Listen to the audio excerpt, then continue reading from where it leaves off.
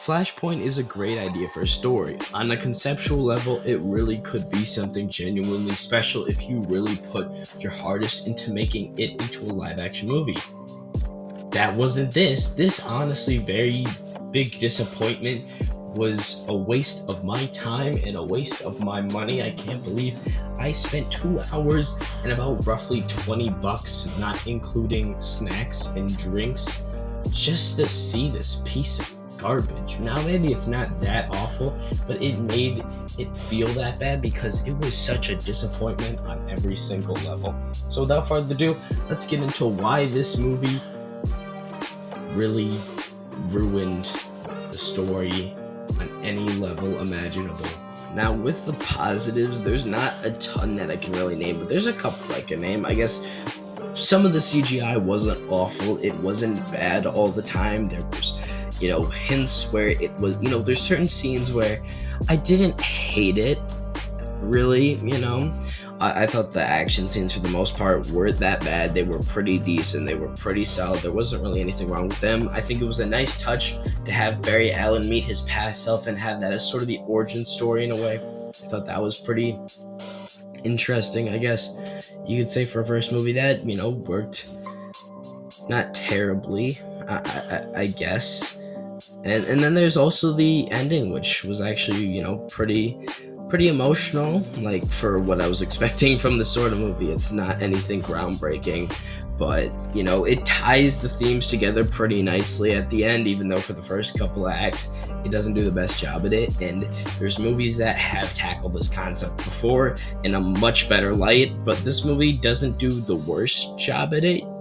It does a solid job. It's something great or special, but there was a good amount of effort put into that.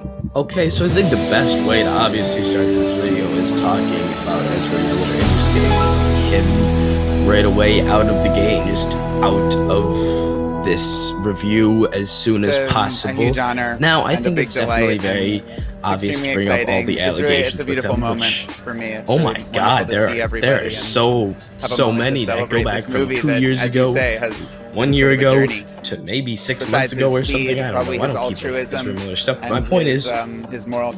He's a very controversial figure, and he could definitely damage this movie's reputation, or it could bring in more money. You really have no idea. It's a big gamble to keep him in your movie, especially after all the pushback, all of the, production problems. Like, oh my God, did this movie have so many issues just going into it from the start. It just felt like it was bound to be a disaster. But anyways, talking about Ezra Miller, you'd think hopefully, he can make up for it with a good performance. I haven't seen Ezra Miller in a lot of things, but he is actually in my favorite movie, and he was pretty good in my favorite movie. However, in here, he's not very good. The beginning scene, honestly, I wanted to sock him in the face so many times. He was so twitchy and annoying, and that kind of carried out into other parts of the movie. Like all the quips and everything, it just feels like a worse Spider-Man at certain points. And I guess when you watch animated shows with the Flash in it, I guess that's just kind of the sort of character he is. I don't know. I don't read Flash comics, but my point is, I guess that's kind of the sort of character he is, but he just feels so annoying and twitchy. It just feels like a rip-off Spider-Man, and because of that, it just feels so disgenuine. It doesn't feel like its own movie at all, or it feel like DC is trying to do their own thing, which we've seen with the Suicide Squad or the Snyder Cut in movies like that, where it's clear DC is trying to be their own thing, but then you have something like this that just feels like a Marvel ripoff. And it's not even just Ezra Miller. There's like all these corny jokes that, while occasionally you'll get a chuckle here and there, that's actually like a good, decent joke, a lot of them really just miss and just feel so off with the tone of the movie. It doesn't even seem like there's an actually, consistent tone, which sometimes can work for like other shows and movies and comics, but for this, it just doesn't work at all. It just feels like there's no consistency. It doesn't feel like the writers really cared. It just felt like they just sort of went along as they just kept writing. It didn't feel like there was any, rewrites or revisions when you see the movie or the script. It just felt like they just like wrote the script in one night and called it a day, and because of that, it really, affects the movie in a lot of ways. And then, of course, there's the god awful CGI at certain points. Sometimes it's not too terrible, but sometimes it's just so overdone.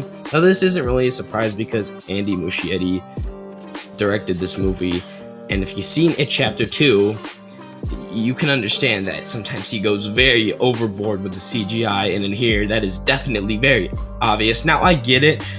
Recording slow-mo scenes is not easy, and trying to do that with practical effects is almost impossible. So obviously you need CGI, but it just felt like it was so overdone, and there's so many clumps and just of CGI just kind of meshed together, and it just feels so gross at certain points. And other times it's not too terrible, but a lot of the time it just doesn't work very well, and because of that, it just makes the movie significantly worse in a lot of ways. Also, the soundtrack was so just blah. Like, it felt like they just put in generic rock songs that everybody loves and just added it into the movie for flash running montages, and it just doesn't work very well and just feels so bland and off-putting and weird, I guess you could say. Okay, and now we're going to be talking about the marketing tactics they used to pull everybody into this pretty much train wreck of a movie, which was Michael Keaton. A lot of people just wanted to see Michael Keaton in the theaters. That's the only reason that I saw this movie with my dad, was because he wanted to see Michael Keaton, Batman, in the movie. And yeah, he was disappointing. He's just kind of there. He doesn't really serve a purpose or any meaning for the story. You could take him out, and for the most part, you'd roughly have the same sort of movie. He doesn't really serve a purpose besides dying in the end and then coming back for it. And it's like, oh, well, what's gonna happen in Flash 2? Which we're never gonna get if we're being genuinely honest with ourselves here. And because of that, it's kind of like if in Spider-Man No Way Home, but if Tobey Maguire and Andrew Garfield didn't serve their purpose that they did in that movie. You see, No Way Home, obviously bringing those two in was an obvious marketing tactic. However, they actually serve a purpose in the story. They serve a purpose to show Tom Holland's Spider-Man, that he shouldn't just be, consumed with bitter hatred, and it's a pretty good and well done theme. However, in here, he's just pointless. He's just kind of there. And then we have Supergirl, who's really just there to take down Zod, and it just feels like they don't really serve a purpose thematically or storytelling wise, and they're part of the main characters, but they don't do anything. They really could just be replaced with Green Lantern and what's the Elastic DC guy? I'll insert an image, but you get my point. My whole point is that there's really no purpose for these characters. They don't serve an actual purpose for Barry's journey. He just kind of figures it out all on his own, and because of that, it just feels less genuine. It feels less like an actual story progressing, and it feels like Barry's less of a character and more of just a plot device in his own right, which obviously does not work very well. So with that said, it all just feels like a massive mess and a cluster, and it feels like things only happen because you want them to, or things only happen because that's just how the story goes.